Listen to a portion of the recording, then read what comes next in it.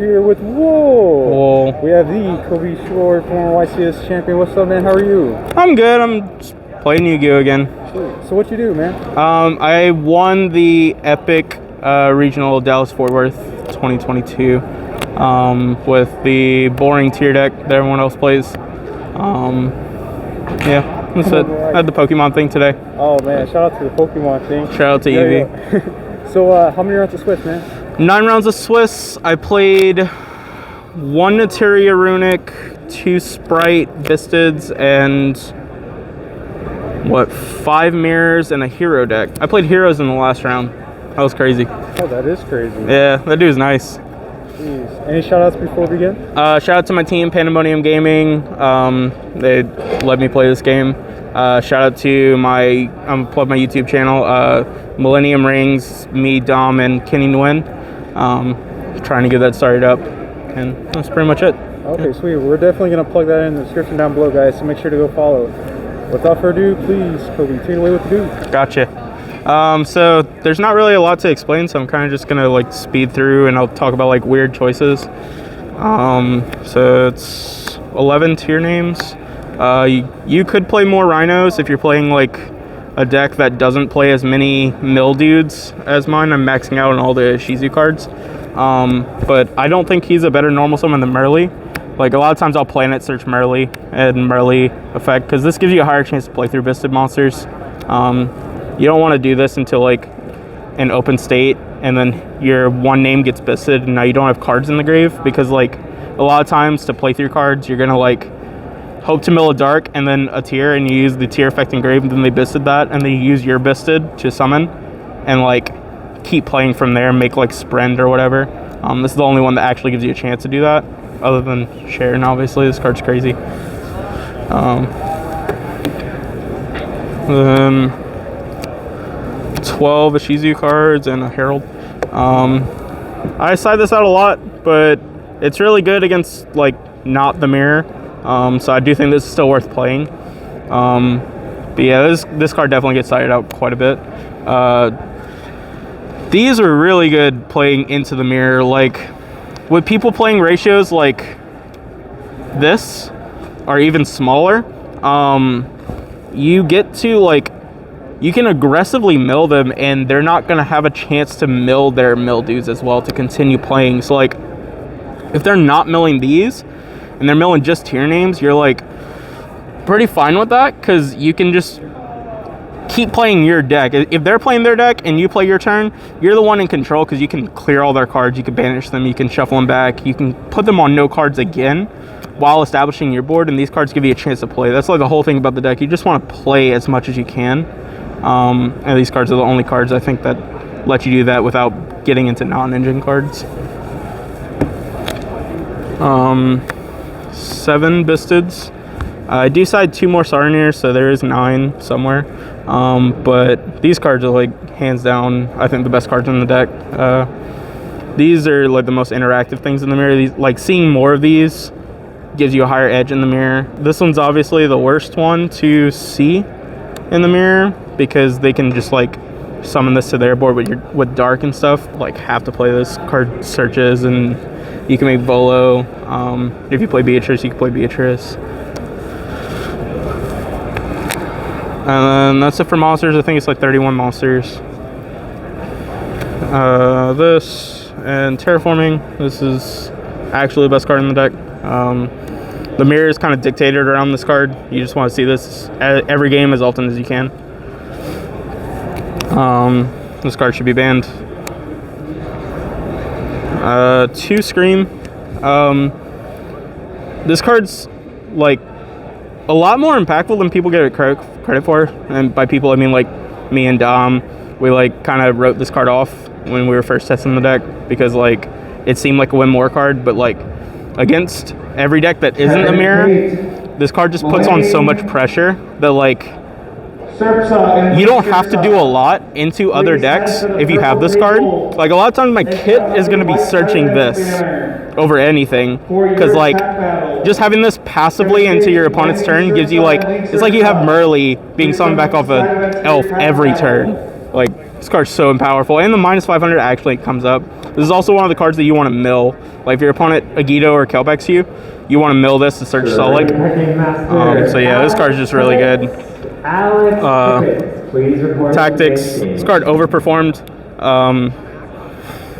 With people not playing Baron or just hard negates in general, this card's just so impactful. Like turn 0, you can force it to activate by like milling their tiers, them doing Bisted stuff, and then you take in the last card in their hand. This card's just really impactful. You take any impressive bodies with that yesterday? I took a Dark Law. That was really fun. And then I used like Saronir to banish the dude's DPE. I took an Elf that I didn't use Elf during the turn, so I took his Elf and then used its effect after he used it. I took like a Dark and then linked that off. I took a Volo, so at one point I had 2 Volos on my board, and they were both buffing my whole like monsters by twice his graveyard. That was pretty cool. Yeah, the change of artifact on this is actually just the best effect of it. And then 2 Sulik. Some people play 1 in a Crime, but game 1, I want to mill these. I don't really want to mill Crime. And these give you a chance to play whenever you mill them. Like, the fear in the mirror isn't you milling their tier names, it's milling these. Because these put so much pressure. Like, having a Sulik, having access to Merly, having access to Sharon, having access to this, without having to kit for it, if you mill this, is just so strong. Because it lets kit search for, like, this or a monster. Yeah, Sulik, I definitely like 2 Suliks in the deck. What was the main deck count? 43. 43. Yeah, it's odd number. Extra deck, I think the extra deck's really standard, except for like 1 card. So it's 6 fusions. I summoned every one of these pretty often. I did go a couple matches where I only fusion summoned like twice, but like all these were needed at some point in the tournament, so like very strong. There's an argument to play more of these. People play like the Kashtira deck more. So whenever that deck does come out, you can bump this to 2. Probably should. 3 links. I'm not playing Asa. That's like the main difference between this and Jesse's list. All these cards were like super high impact. This dude gets summoned like once a game, sometimes twice, like every game. He's probably the most important card in the extra deck other than Kit. A lot of the mirrors like resource managing him, like even putting him back off of like your fusions when you summon Mud Dragon, or like even shuffling him back whenever they try and Bisset him. It's just trying to keep your opponent off of this card as much as you can. And then I played a heavy rank 4 package.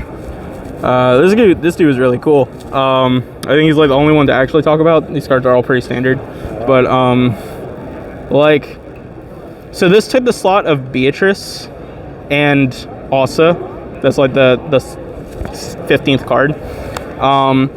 The reasoning for it is like there's spots where like, yeah, Beatrice is very good and Asa the same, but this dude gives you a spot where like you win games that you probably shouldn't be winning if you had Beatrice or if you had Asa, just because this dude's in your deck. And the small like not having Beatrice in your deck, not having Asa isn't like as impactful as not having this to clear up those unwinnable spots that otherwise would be winnable. This is kind of like playing Downard and like the Downard Zeus package, because like you can use his effect, he'll get negated, and then you swing, and then you make Zeus on top of him and use Zeus effect. So it's like you're Zeusing twice in a sense.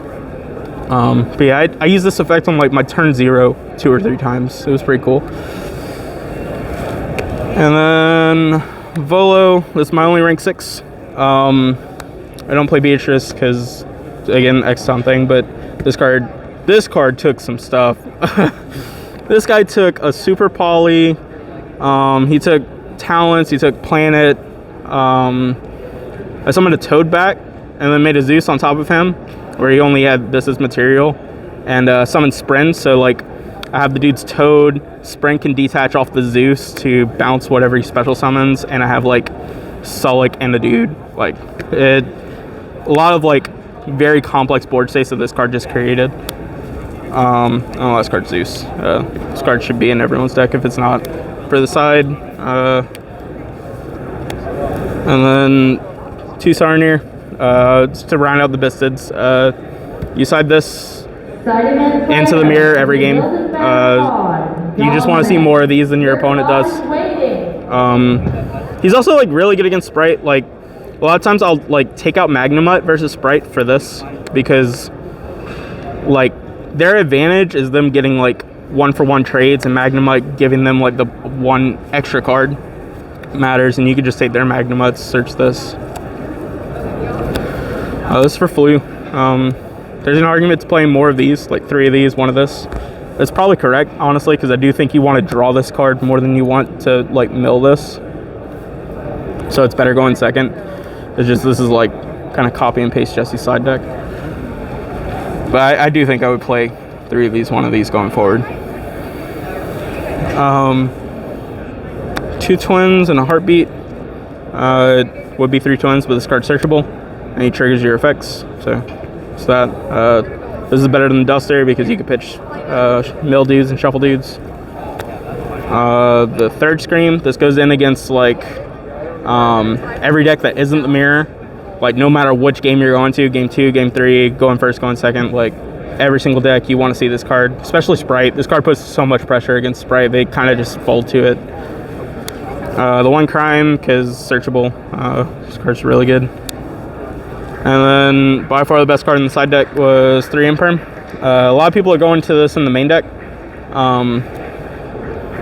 Post side, it's like this versus the mirror. You take out like Agitos, if they're not aggressively milling you, like most people don't. Most people are very afraid to get into a game like that. You'll take out like, you still leave in 1 Agitos, the way you can like use its effect to summon this and this. So going second in the mirror, I take these out. There's an argument to siding this out, like trimming down on it, because they're not aggressively milling you and you're not playing Gravekeeper Strap, so this dude's actually just a 1500 vanilla. And if you manage your mills well, like if you don't just like shotgun Madoros and Keldos, you're never gonna run out of these unless you play a really, really long game where you're both playing every turn. So I do think like post side 5 of these is enough, especially if they're coming in for these cards. Like this card on a kit can just end their turn, because a lot of times they're hoping that you Bisted them so they can talents you and then keep playing from there. But if you do this on kit, like they're just stuck, and now they have to get their kit back into their extra deck. So a lot of times they'll link it off and then you just Bisted the kit, and now their grind game's just gone forever. Sweet. Yeah, well, that's the deck. Congrats on getting 1st place, man. Appreciate it. Until next time, everyone. Bortle out.